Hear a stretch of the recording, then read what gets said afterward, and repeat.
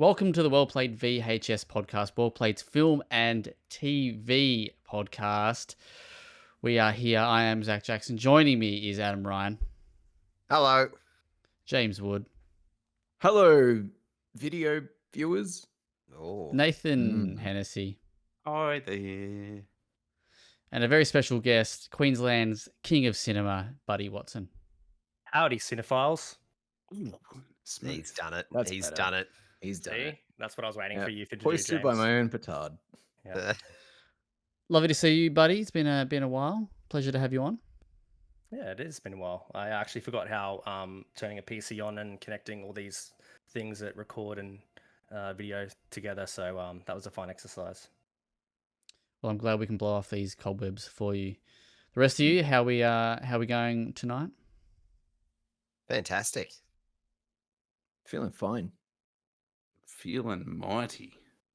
Oh, That's what we like to hear. Mm. Well, the video hangouts are in session, and today we are chatting about Gladiator, the one from 2000. Just to make sure we're on the same page here, because as you all may know, the new Gladiator film, Gladiator II, comes out this week, which is November 15, something like that. sounds about 14? right. Anyway, it's the week of that date. Now, we've all gone back and we've watched Gladiator 2000. However, before we get into people's thoughts, Sounds like a sci-fi film, bro. I was just thinking Yeah. that, yeah. Yeah. They named it Gladiator 2000 now. In retrospect, that's a markdown. James, you Yeah. have actually never watched Gladiator before. Is this correct? I have not. Yes, this is my first time. Wowza. Can you explain to the crowd, to the Colosseum listening, what Yeah. is Gladiator? Oh, fuck yeah. Gladiator is about the titular gladiator, whose name is, I'm going to check right now, Maximus. Sort of at the end of a pretty conquering stretch for the Roman Empire. The emperor summons him and is like, hey, I want you to restore Rome to its rightful self. I'm dying. But his shithead son, Commodus, played by Joaquin Phoenix, kills him and assumes control of Rome anyway, and casts out Maximus, who then returns to Rome under the guise of a gladiator to fight his way back and have his revenge. That was pretty Nailed much. Ever seen those things on YouTube where it's like, Gladiator in 60 seconds, like that? Like that's Yeah. It was very succinct, wasn't it? God damn. got all the beats in I feel like there. I started with details, and as it went along, I'm like, he fights someone. It Mm, did miss out the simmering core romance that underpins the film, but we'll come back to that. What about the We will. tiger? Tigers. Tiger. Well, I'm all meant the poor tiger that lost Oh. lost their Yeah, life. rip. Yeah. Mm. You're not a big cat person, are you? No, I love cats. No, I'm no, allergic, but I love them. big cat. Oh, I love big cats. I'm allergic, but I love them. All right. Okay, as someone who I guess didn't watch Gladiator in its peak, Prime. if you want to call it that, Mm. what did you think of the film, and did it live up to the hype? Did it live up to the accolades? There was a stretch at the beginning of the movie because it opens with like that really well shot outdoor battle sequence between Rome and who are they fighting? I forget. Barbarians of Germania. There we go. And I put down in my notes that there were individual shots in that sequence that any film today would consider to be its best shot. But in this film, it's just one of many, many, many, and this continues on throughout the entire film. Like, I was so blown away by it visually for the most part. And at that point in the movie, I was like, "Oh, I'm in for a bona fide classic. Like, that he's done it. Scott's on it." And as the movie went along, I got progressively less and less interested in it. I kind of struggled to stay awake at several points. So I think like my ultimate kind of takeaway from this is that I understand why this had the impact that it did, especially within the context of other blockbusters that were releasing at the time, because it was a real shit time for cinema. But I think it's fine. I think it's fine. I wasn't as blown away as I wanted to be, but I also wasn't like bitterly disappointed either. Mm. What do you think of Big Russell Crowe? Sometimes he's perfect in the role. I think he has a great physical presence for it, and I believe his like simmering masculinity. But I also think that sometimes he can't act what the script needs him to act. Would you be referring to when he comes upon his family by any chance? That's a Because yeah, yeah, Rough not scene. not his best work. Yeah. no. Anyway, let's get into some. Let's crunch some numbers here. So, James, you did mention that it's a bit of a long film. This film does run for a whopping 155 minutes, which is 2 hours and 35 minutes for those playing at home. It Average was WellPlayed DLC podcast episode for anyone wanting a comparison. and that is a good potty. I It also want to kill is- my emperor by the end of that too. It So. has a was made with a budget of 103 million US, but raked in 465.5 million. So, I believe Ridley Scott did Universal pretty well He there. knows how to bring him. He does, he does. But it also it's won a lot of awards. So in the year 2000, it won Best Picture, Best Actor, Best Visual Effects, Best Sound, Best Costume Design at the Academy Awards. So it took home 5 gongs there, I believe, and also got 7 other nominations. It also won Best Motion Picture for Drama and Best Original Score for Motion Picture, and as well as 3 other nominations at the Golden Globes that year as well. So very had a lot of critical success. All right. So we've all gone back and watched it. Adam, Hello. what were your thoughts on Gladiator before you went back and rewatched it, and what do you think after? Yeah, so I was chatting to a couple of mates because we're all planning on watching Gladiator 2 this week. It is this week. Yeah, this week. And we've all kind of rewatched it, and I let them know that I was kind of tentative about rewatching it because I remember it being great, but I also probably haven't seen it in about a decade. So you have that fear that you're going to rewatch it, the magic won't be there. It'll be a bit disappointing. If anything, I think it was the opposite. I really, really, really enjoyed it as the rewatch. I think there are definitely some things that my younger self wouldn't have picked up on as like kind of fairly major flaws, but generally for kind of a dramatic action film, I think it still really stands out as one of the better ones, particularly from, like James said, from this era. So yeah, I was surprised by how much it held up, at least in my opinion. I had a really good time with it. Cool, buddy. How'd you go? Pretty much the same experience that Adam had. And I think the last time I watched this was when it came out on video in the 2000s, and Nan and Pop would have been hiring movies in, and I would have been watching them as they'd come in, and still hanging out with the family at that kind of age and just watching whatever come in, and that's all they were obsessed with, watching movies. But I remember from that time, Russell Crowe, let's go, Australian, even though he's Kiwi, let's get this. They loved Russell Crowe, right? And I just remember it being, tedious and long and not the grandioso type thing that I thought it was back then. And I'm not really a big fantasy or that kind of era type person now, even with my gaming tastes and all that. So when I watched it now, I was once again like, is this going to be as mid as I think it is? But I pretty much had the same experience. I think I hold it in higher regard now, specifically with that opening shot and scene that you were talking about, James, and how kind of, I used the word before, like grandiose. So I'm like, oh my God, this is a blockbuster. This is a movie. Like, shit, they don't have these anymore. A lot of dudes in the woods. Damn. Like the kind of what's being put out and now has kind of almost helped watch this retroactively. So for the most part, it kind of flew by for me and was better than I thought. So I was pretty impressed. Before we head to Nathan, I've got some trivia. And there's one of the trivia bits I've got here for you is actually from that first scene. Now, this is from alltherightmovies.com. There are a couple of sites I found, but this one has some good stuff, so I hope it's right.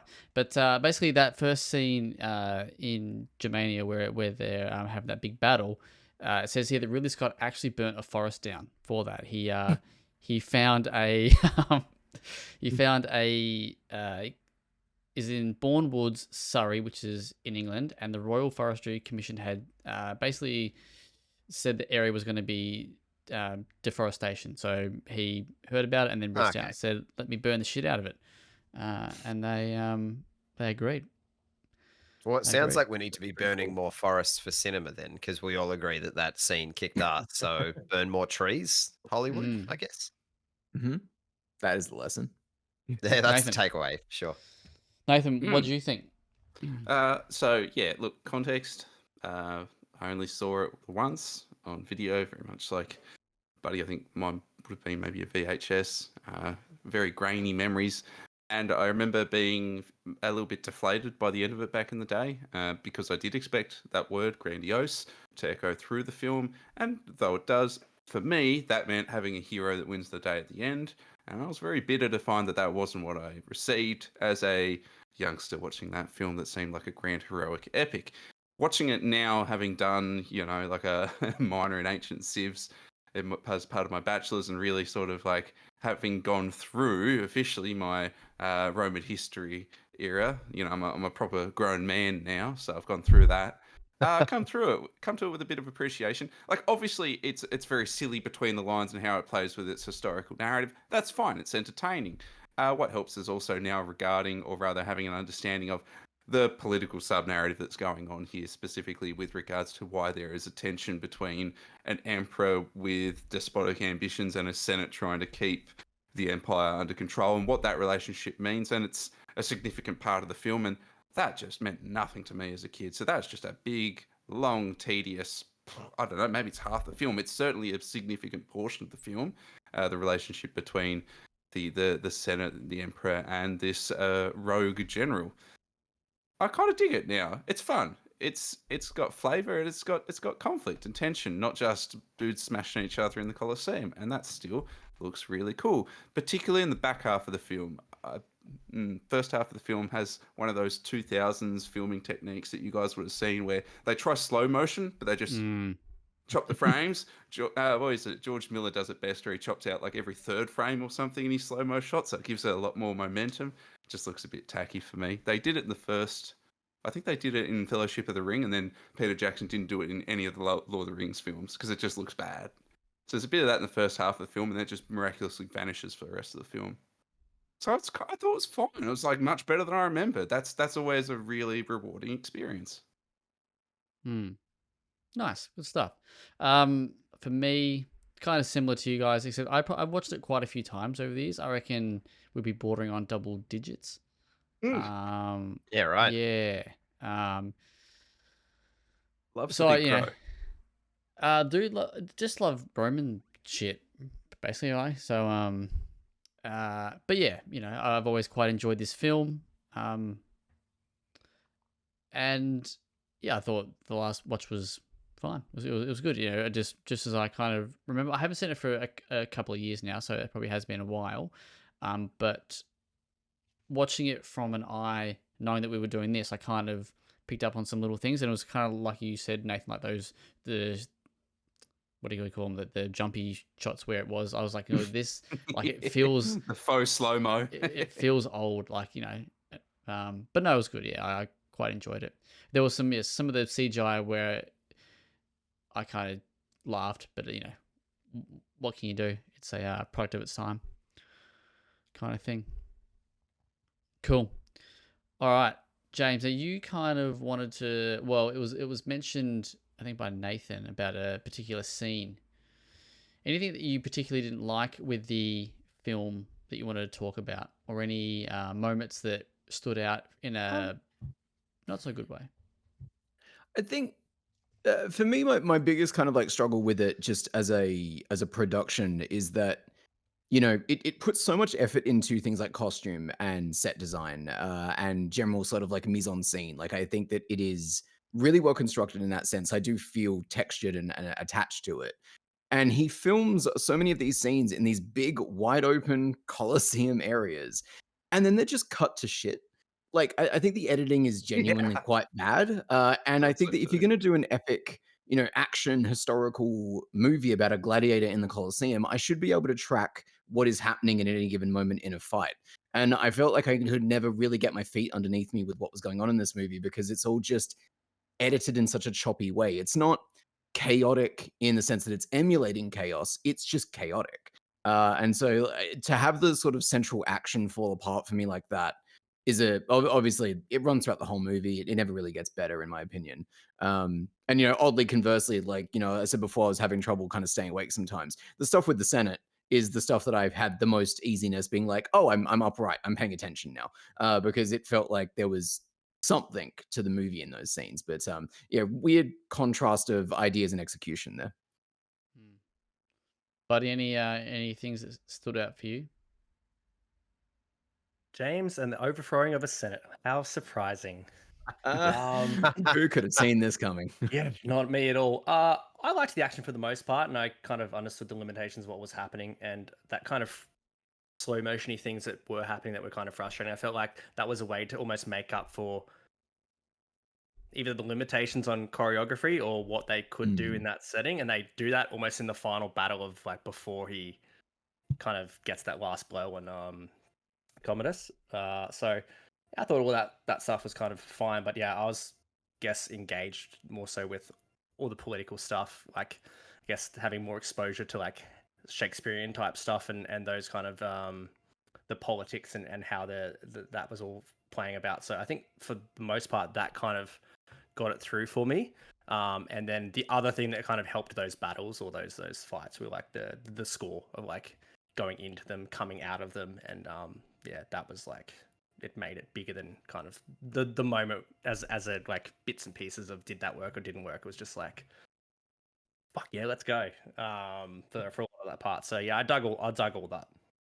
The score, you're right. The score is fantastic. It's Hans Zimmer and the other person's name I forget. Sorry, but that's that song right at the end. I think that's one of my favorite outro songs of a film, or credit rolling songs, if you want to call it that.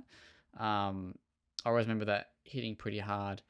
What do we think of the performances? I know that we're big fans of Russell here at WellPlayed, but what do we think of the overall performances? What I will say is this film made me really miss Richard Harris. I do quite like him as an actor, and I completely forgot that he was even in it, and it wasn't kind of till about not halfway through, but like a little bit through the beginning there. I was like, is that Richard Harris again? And then yeah. But what do we think of the performances, Adam? I think largely fairly decent. I think Russell Crowe definitely brings like a big budget kind of presence to the film, regardless of the fact that there are some scenes where, yeah, maybe his acting doesn't give as much as it needs to.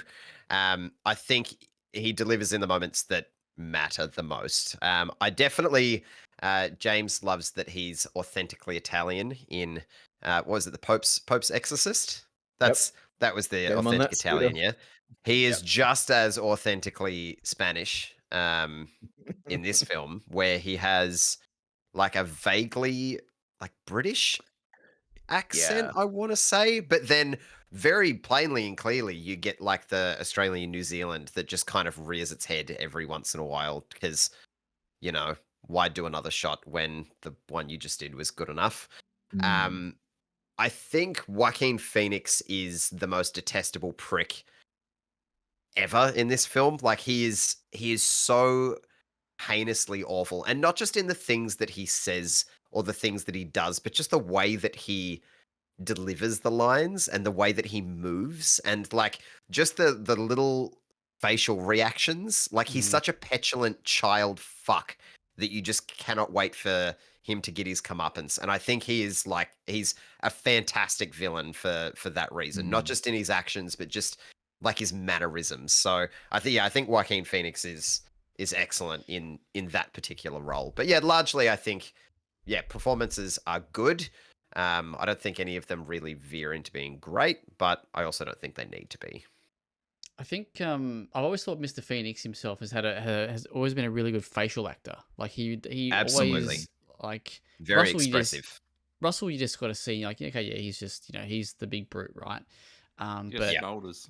other guys Smolder, exactly right. Yeah. he's got there's those like those scenes where I think it's Maximus first reveals himself in the Colosseum, and you see like the white drop from his face. It's Yep. it's excellent. Nathan, thoughts on any performance stuff? So I thought Phoenix carried it. Yeah. If you just pay attention to the lines that he's delivered, even without him delivering them, like I think he benefits from some of the best lines in the films. The way he talks about his relationship or duty to the commoners, the people, really kind of plays into the fact that the senators never really liked an emperor that preferred the common folks' interests over that of the Senate, and the fact that he's painted as a villain, but in the quality of what he says, he doesn't come across as particularly villainous outside of his own petulance when he gets a little bit ego-stricken. So I found that he was far more complex than what I expected of anyone in this film. And given the context of what the character that he's portraying would be like in that time and what they've got to contend with politically, I thought it was quite rich. Although I was grinding my teeth a little bit that his relationship with his sister, which was the name, was it Lucilla? Lucilla? Yeah. That was a will they, won't they situation until the last 30 minutes of the film. Because so much of what is going on with their relationship is not said. It's unsaid. It's kind of spoken between the lines. And I actually found that quite frustrating in a way that I felt that they didn't allow her character to say anything like very clear. She's very soft spoken. And even when she deals with the Senate, she's saying what she's not saying. And I don't know. I felt like I couldn't always follow with what her character was trying to put out just because the writing was so tame for her character. Yes. She's a very 2000s blockbuster woman. I think that It's trying to do so much more, but yeah, you gotta yeah. guess Like that. Connie Nielsen is not a bad actor, but the script is not helping her at all. No. So it's weird that Phoenix gets so much richness of script, and then the importance of his relationship with her being so central to much of the film, and she gets kind of nothing. But her character is portrayed as very important. Yes. I also think that kind of oh, sorry, Zach. No, you go. Yours is more important. It just dovetails into like a thought I had about some of the Senate stuff in that, at the end of the movie, she has that moment where she stands in front of the Colosseum and she's like, a good man died for Rome and yada yada. And I think like it's a good grandstanding moment and it's well framed and it's well shot and it's well acted. But I don't actually think this movie cares all that much about what any of it really means beyond the aesthetics of Roman politics. I think it's a very I don't mind it being surface level because of the genre that it's playing in, but I also think it dedicates just the wrong side of amount of time to this, where it's like, if you're going to do it, do it. I want you to have a coherent thought about this political ideology and state and how it's all run and whatnot. But it seems to always want to rush back to the cool shit, which is where I'm just not having much fun with the movie. So I was kind of like, really caught between two things a lot with this. It was the equivalent of her changing her Facebook profile picture to, oh my God, Maximus, I did something. Exactly right. Something. Stand up for Maximus. We're back. We're going to make her Senate is strong. Let's go. I did my bit. Yeah. Just some other trivia here for you about our good friend. I can't say his first name, but James, what's our good friend Mr. Phoenix's first name? Commodus. Let's go with Commodus. So just some trivia here, and apparently he was he felt out of his depth. So apparently he offered to pay the producers back for the hotel and the travel if they let him just leave the film before it finished wrapping up. No, that's not true. Sorry, I was going to make a dumb joke, been like the Roman, but no, it's fine. And apparently, so when he was when he kills his father, he actually passed out on set. Jesus. I will say, I think that's the single best scene in the movie. They tap Yes, I agree. into Yes. such a weird energy in that moment that I was like, "Oh shit, yeah, let's fucking go!" And it just never hits that again. But like while you're in that claustrophobic little fucking tent moment, it's sickening. It's so good. It's I really love them. uncomfortable. Yeah, I love the moment after that where it's kind of Maximus coming over to and consoling like the body, and he whispers "father," and you just see like the Yeah. reaction, Yeah. like you were saying before about the kind of the body acting or like Yeah. Mm. And yeah, supposedly he would ask Russell Crowe to beat him up a little bit before they actually did the scenes just to get him G'd up. And he and Richard Harris took him out for a few pints of Guinness to help him calm down. So there you go. There's a little, Like, mate, little, chill. little bit of trivia there for you. Yeah. Yes, and I lost my next train of thought. But speaking about the Guinness, any other scenes that you really liked, or moments in the film? It's played out, and it's like probably the scene that gets cut out the most, apart from Joaquin doing the old shaky thumb. But the "Are you not entertained" still gets me, even what is it, 20 odd years later.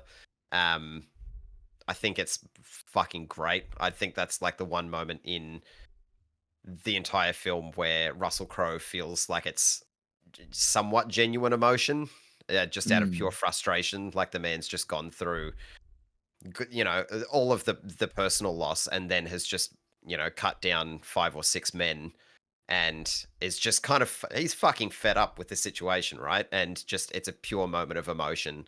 And yeah, I think that scene is still great, and they don't linger on it for too long. They move on pretty quickly thereafter.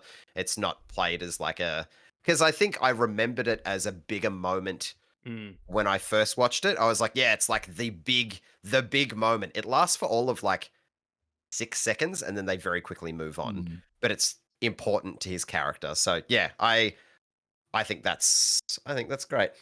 I will say on that note, as someone who has absorbed a lot of this movie through meme culture, I expected these moments to be Yes. huge anchor points, and instead they were just scenes. And it's always fun to see that happen.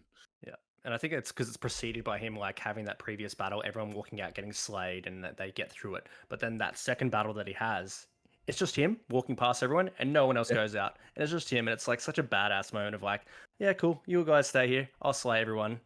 Yep. Yeah, so it's more so what precedes it than just what the line is now. The last bit of also trivia heavy I've got for you before you go very quickly. please Just do. last little bit of trivia, because when I first read this line, I was like, "Oh, here we go." So the headline here is Russell Crowe improvised one of the film's most famous lines, and I was like, "You're not telling me he did?" But he did. So he actually, the line that he improvised was "strength and honor." So when he tells his troops that. Right at the start. Yeah, right. The other thing, which I thought was kind of cool here, is he ad-libbed some of the dialogue between that scene in the tent where he and Maximus is talking with Marcus Aurelius about his homeland, and he actually was describing his hometown in Australia. That did feel organic. Yeah, okay. Yeah. There you go. Right. James, you were going to say. Yeah. No, I was going to say, there's an action sequence that I actually really fucked with. When he teaches them all to be like a unit that first time in the arena, and they get like the chariots and stuff. The ramping up of violence and the framing in those scenes, I really heavy fucked with. And the cool That was moment good. of that is like when he's like, has anyone been in an army? And there's a voice from the back that goes, "I served with you," and so and so. Yeah. So he already knows that it's Maximus this whole entire time, and then out of respect, he doesn't kind of reveal that, or he doesn't reveal that he's in an army. So it's kind of like he knows that he's kind of safe already, but now he gets the chance to be like, all right, good God, this guy's going to step up, and I'm going to serve him as well. So I think that was my favorite. I wasn't going to say anything, but now that you mention it, actually did it is you. I knew I recognized you from somewhere, and you're a big deal. We're going to get through this. We're all right, guys. We're going to make it. One scene I did forget, and I thought was going to go a different way, was remember when they're having their little meal before their battle, and old mate gets the soup, and then so he actually tries it for him. I was like, he dies here. I didn't say anything, so I'm like waiting for him to to actually stop faking it and then just actually, yeah. Just thought Mm. I'd share that with you. Thanks, Yeah. mate. Appreciate it. No worries. Nathan, anything else you want to share about your re-experience? So I was listening to this film using the Razer Kraken V4 headset. Yay, nice little spookadook. And there are times in that film where the audio really caught me off guard in a good way, particularly when it comes to the Colosseum. There are points, particularly at the start of some of those sequences, where there's a bit of a rumble. And they talk about this in the film, they talk about the rumble, the stamping of feet, the ambience of a Colosseum theatre. And there are times where it's just played through and it's coming through in the audio and it's fine. It just sounds like a rumble in the distance. There's other times where it's far more immediate and it absolutely caught me off guard. I thought there was like a strong wind blowing outside and I had to like double check. So there's some really strong moments, particularly in the latter half, sort of bookending the Colosseum moments where I was really caught off guard by just how much depth there was in some of the sound design that was very entertaining. Mm. I do think the production of this thing is like quite remarkable. It's so well put together as a cinema experience, Are we surprised? Now, I could be wrong here, so this might have actually been a thing. I might have just missed it. Are we surprised this didn't get a little run in cinemas before in the lead up to Gladiator, or am I thinking number I two? saw that it did. I did. Okay, cool. But in very select few. Like, I don't think whoever's distributing it really made a big push for it. Who's distributing the new one? Universal. I assume so. Same as last one, maybe? Let's go with that. Let's go with that. All right. The other question is, did it hype you up to see Gladiator 2 this week? Yeah. Good. Very good. Largely, yes, I think more from the spectacle side of things because we don't really get movies like this as much anymore. And it feels like appointment viewing. Like I've got, to be fair, my stepdad is very big into the whole he's a history buff, should have been a history teacher, loves all of like the bloody violence and all of that. So I booked him for his 60th birthday, gold class tickets. So I get to watch it in style this weekend, boys. Very excited. But it also just like I knew the date of the release, and it wasn't just because it was near his birthday. I knew the release date for this movie, and largely I just kind of let other films kind of pass me by, and if I see, oh, look, because I don't know, I'm subscribed to something that tells me when things hit cinemas. I go, oh, cool, that thing's out. Key, let's go and watch this. I knew ahead of time the date for this because it felt like a big deal. And watching this, yes, it reminded me that kind of big blockbuster cinema it's fun for a reason because these movies are fun and entertaining. So yeah, watching this back, I was already excited for the second one, and it probably just amplified that a little bit more. It kind of, just to put a little bit of a game spin on it, feels like that big AAA blockbuster game that comes out. Everyone's got like a little bit of FOMO if they haven't played it or seen it. Absolutely. James, you frothing? Yeah, I mean, I was already frothing for it. Like, I'm very keen. I'm excited. No matter how I felt about this movie, like I fuck with Ridley Scott. I'm always happy to see him get a big screen. So, and like there was one shot in that trailer of the Colosseum filled with water, and I just kind of died inside. So, but in like a good way, like a good die inside. Yeah, happy death. Yeah, exactly. The little That's death. a euphemism. Yeah, Buddy, you giving it gold class for Gladiator 2? No. Okay. I don't like gold class. I get too distracted. There's too much going on for my ADHD brain, so not for me. But I was going to see it anyway because I see predominantly everything. But I had real zero hype of like, oh, I can't wait till Gladiator 2 comes out. And now I'm pumped to see it. I'm like, yeah, I'm in. Instead of just being like Paul Mescal before, of like, yeah, I'll see everything that this guy's in now going forward. He's going to be an it guy. Now I'm actually keen to go, oh, I'm keen to see Gladiator 2, not just Paul Mescal movie. So awesome. Nathan? Well, I'm certainly on board. As I echoed earlier, wasn't Gold really class? enthusiastic. Pretty keen to give it a look with fresh, far more mature eyes, a very different Nathan. and that was really rewarding. So based on that goodwill, let's go in and have some fun. And I want to see what Denzel Washington does, because he just kind of looks like he doesn't give a fuck in those trailers. I have wanna heard see he's it. the best part of it. I can't wait. Great, let's go. Yeah. Have you seen him in Hamlet from a couple of years ago? Is it No, he was in Macbeth. Have you seen The Coen Brothers joint, yeah. the Nah, Apple, it's on the watch list. It is good. I liked it. It's a good take, and it might give you some Mm. clues to how he may play or sound in this environment. Genuinely curious. Are we expecting it to be better than Gladiator 1? Like, do you think that you're gonna, from based on what you've seen, James, are you finding yourself going, this is gonna appeal to me more? Like, are I you think I'll have expecting a a better better time. film? Okay, Yes. all right. Yeah. All right. Cool. Good stuff. Well, any other comments? What's Questions? your favorite Ridley Scott film, bro? That's I was getting there.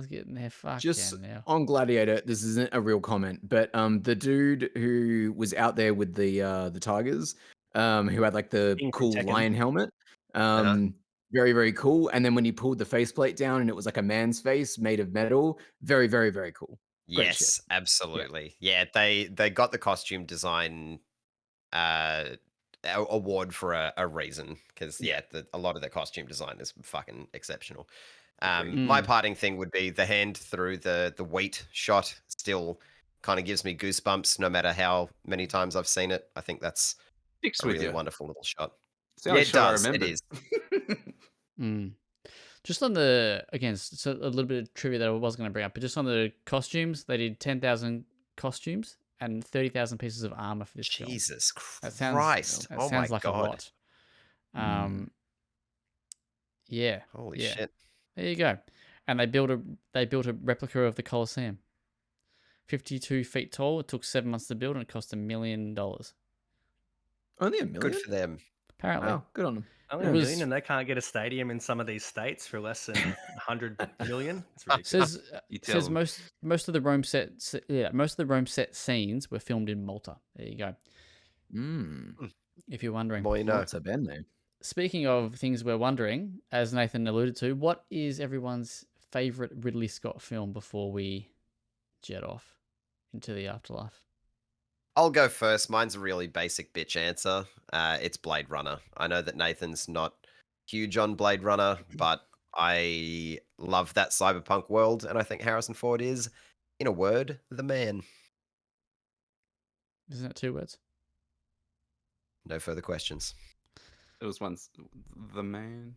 Buddy. 2 syllables. Bummer. I'm going to follow it up with another basic bitch answer, and it's Alien, because horror is one of my favorite genres. Sci-fi it's a great blend.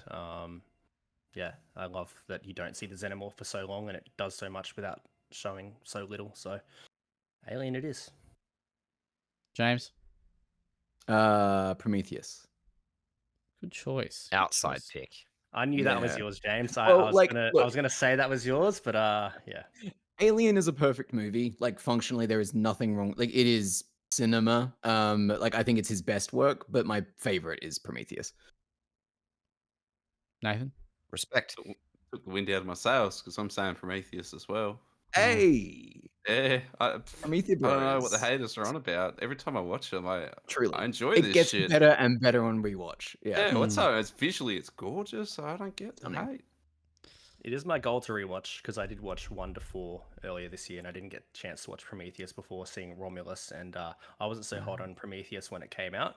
I haven't rewatched it since then, but I did like Covenant. I thought it was a good blend of like the stuff that was in Prometheus was still having a xenomorph and all that stuff. But yeah, I'd love It's to also revisit just Prometheus now in a Scott- different lens. Sorry. Yeah. Covenant is just Scott as a really angry filmmaker. It's fascinating. He has some shit on his mind in that movie. All right, to wrap it up, mine is I got 2 for you because I can't decide. White Kingdom of Squall Heaven. and Black Hawk Down. Oh, okay. Ah, Respectable. Has anyone seen White Squall? No. Never even heard of it. Yeah, I that's haven't why. heard of it either. That's why I went with the second one because I thought that it's got Jeff Bridges in it. I think. Ah, I do like Uh, Jeff Bridges. every Yeah. time. Yeah. Caroline Goodall, John Savage. Big names. All right. If you're going to watch Gladiator 2 this weekend, I hope you enjoy it. in Gold Class, in wherever else you're going to see it. The drive-in. Who's been to the drive-in? Would you watch Gladiator 2 at the drive-in? I've got the No. drive-in suburb over from mine, but I've never do? been. Yeah, Interesting. probably Never 'cause of once been to a clowns. drive-in. Really interesting. Ah, the fucking clowns. Yeah, I'd love to. I would love to. I love the idea. All right, cool, good stuff. Enjoy Gladiator 2. Enjoy this podcast, and we will actually have a little cheeky episode about Gladiator 2 in the coming week and a bit. Thank you for listening. This is WellPlayed VHS. Enjoy your watch. See you soon. Enjoy. Bye. Bye. Enjoy.